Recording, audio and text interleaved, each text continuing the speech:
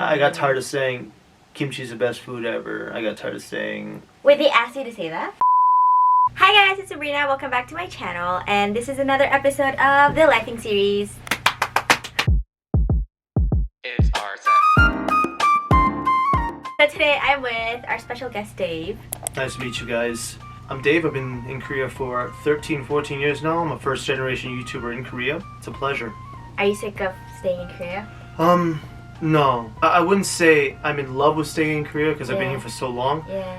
I did the math and I've been living in Seoul longer than I lived in my hometown.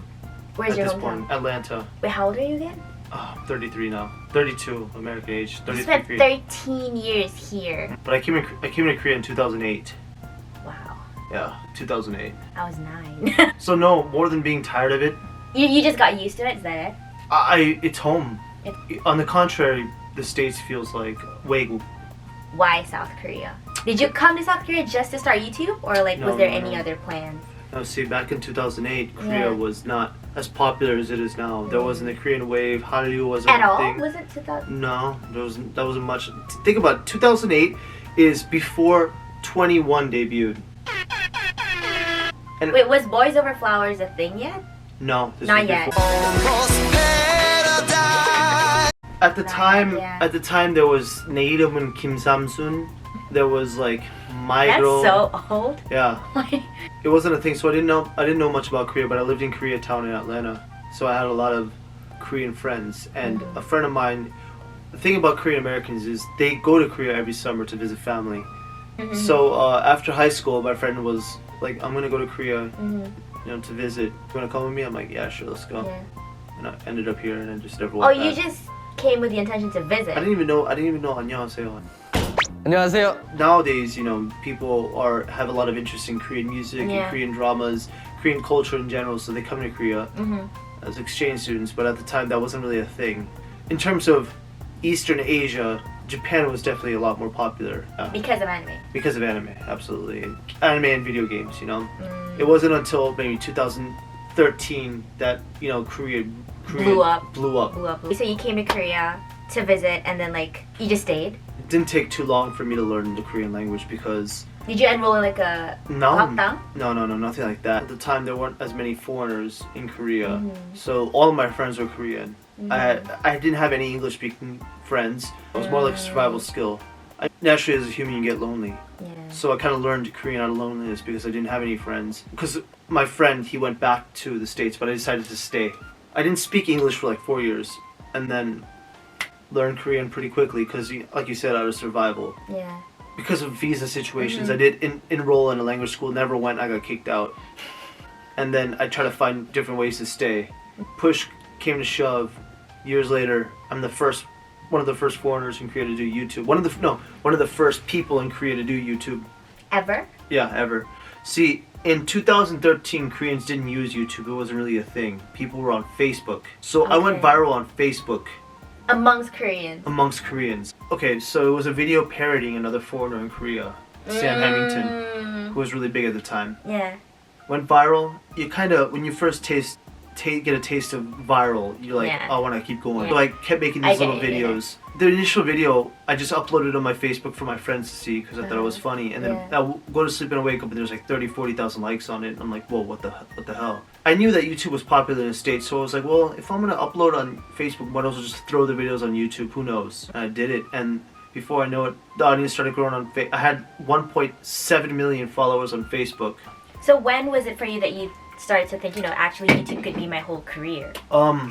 It wasn't until like 2016, 17. I started YouTube in 2013, but at the time, YouTube was a side thing to TV. I was doing a lot of television, but yeah, yening and stuff like that. There was a fad in Korea for a while to have foreigners who spoke Korean, and I soon realized I didn't enjoy that because there's only so much that a person can do to, I guess, please a Korean audience.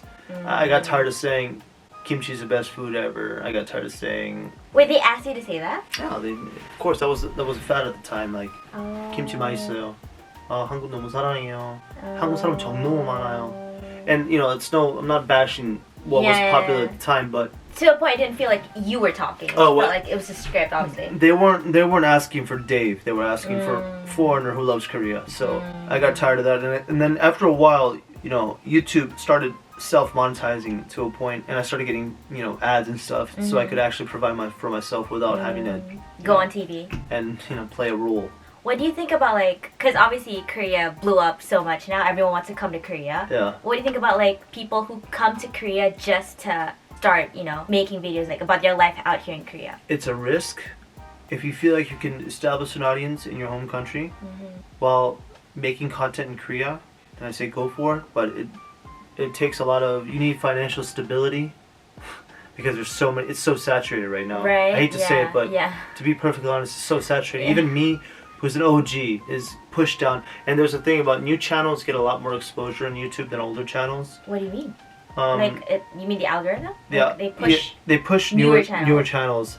That's why I have a friend named Mikey Chen, who's really big. He has a 4 million sub channel. He has a 2 million sub channel. He has a bunch of channels that have millions of subscribers. And he says when his big channels start getting views, he just makes a new channel and starts over.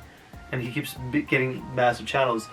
Just know that financially it could be rough because Korea is not as cheap as it used to be. If you think you can do something unique and you think people will like you as a creator, then say go for it. But it isn't an easy journey. Why? I'm here as a student, Oh. so like I never really planned to come to Korea and like actually start YouTube. I just like came here to study, and then like 하다가 like I started YouTube and people liked it, and that's why I'm continuing what I'm doing. Yeah.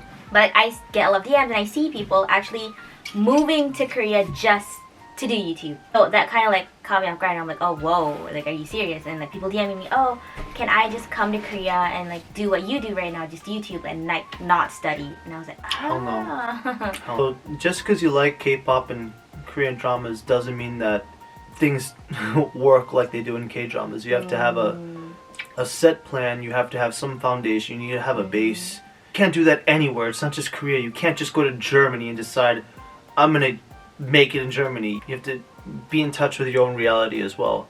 Make sure that you have some sort of foundation, because there's nothing scarier than being in a tight spot in a foreign country.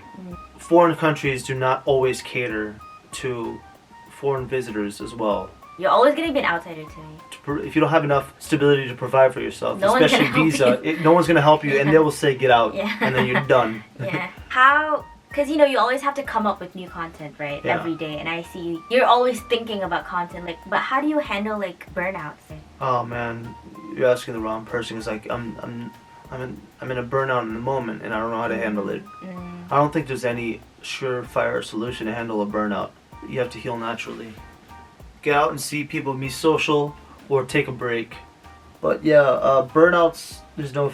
And you'll eventually experience it, Sabrina. Since you're new to this, it's still really exciting. Yeah. But depression comes with being a content creator. Because the views are not always stable. They come and go. You shouldn't ever care too much about the views, because they eventually come. Your view is reflective of how hard you're working. The lazier I am, the less views I get. I'm lazy right now, so yeah. It doesn't really matter in the end. Don't ever blame anything other than yourself. It's also advice I want to give. You feel What, for like low views? Yeah, you have to blame yourself. You have to blame yourself. Not the YouTube algorithm. No, you don't. Never blame the YouTube algorithm. Never blame people. Yeah. If your content is good enough, it'll find A its way ways, to blow up. Yeah. Yeah, it'll find its way to people. If a video is amazing, Yeah. needs to be watched, people are gonna watch it. People are like, oh, that video was so good. I wonder. No, it wasn't that good. You think it was good. It was good to you. That was like a oof, straight to my heart kind of thing. Your views are good, so you're doing something right. Thank you. Yeah, you're doing something right. So like a lot of people argue that, you know, like for YouTubers who are doing like full-time YouTube as their full-time careers, Yeah. they argue that, oh, it's not a real job, blah blah blah. They don't have That's bullshit. that much of workload, blah blah blah. What do you have to say to that? That's bullshit. I saw that line of thought a lot more a few years ago. It's a lot less prevalent now. Because more and more people are actually trying it out. And people know that views, followers, content equals money. What is a job? What's Something the that definition? gets you money. Something that provides you currency to live off of. Yeah. YouTube and social media influence is as much of a job as going to an office every day and working 9 to 5.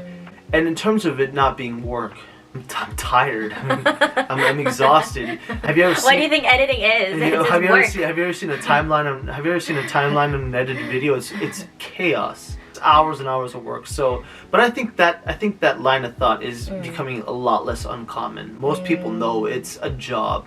I pay fucking taxes. If I pay taxes, it's a job. I pay a lot of money in taxes. It's a job. I pay people to help with editing. It's a job. I don't know if you know, but like actually, a lot of youngsters nowadays, they list being a YouTuber as their number one dream job. What advice do you have to people out there who are just starting out? Just start. It's so easy to say, I want to do YouTube. Just start. Just do it. Learn to edit. Get in front of a camera. Don't just say you're gonna do it. Just do it. Make a video. As horrible and cringy as it could be, just do it. Upload it. Don't look at the views. Don't expect views. Just never expect views. Your first few videos will never get views. And then, as time goes on, try to master your craft. Mastering your craft is important. Find what works, what doesn't work. If you see one video has 10 comments versus another video with 1 comment, you want to look at the video with 10 comments to see what you did right. Get a little bit more comfortable with your editing program. Work with your colors a little bit in the video. Maybe some people react better to certain, colors and whatnot. Doll yourself up in your videos. Doll yourself up. Not because it's important visually, but because it just shows that you put effort. You care enough to put effort. Exactly. Yeah. You want to look like you did something for the video. Make sure, your background, even if you live in a smaller place or you don't have a lot to work with, you can set something up with basic items around the house. You have a couple of teddy bears or something, stick in the back, make it look cute. Find a vibe, find a mood for your background. It goes a long way. It shows people that you are trying to be as professional as you can. Also, one takes, you don't need to do that. When I make videos, I do takes over and over and over and over and over again. Just make sure you say things with fluidity. Make sure that you get your point across when you're doing your video. If you don't start, then there's no point about even thinking about it. Start. I mean, you just did it, right? I just did it. Yeah, you just do it. That's it. That's it. Thank you for your advice. Yeah, no problem. Do you have any future projects or plans? What are you working on? I'm working on a book about learning Korean. So when that comes out, if you are interested in learning Korean, this book will help a lot. It'll be released within the next few months. So if you guys remember this video, it's going to be very affordable. Very affordable. I'm making it as cheap as possibly can. I'm going to not profit. I just want to get the brand out there. So if you're interested in learning Korean, I have a book coming out later on. Other than that, just subscribe to my YouTube channel. I appreciate it. I'm sure a lot of you saw the video I did with Sabrina. That shit did pretty well. Thanks for coming on. You were with Dave. Bye.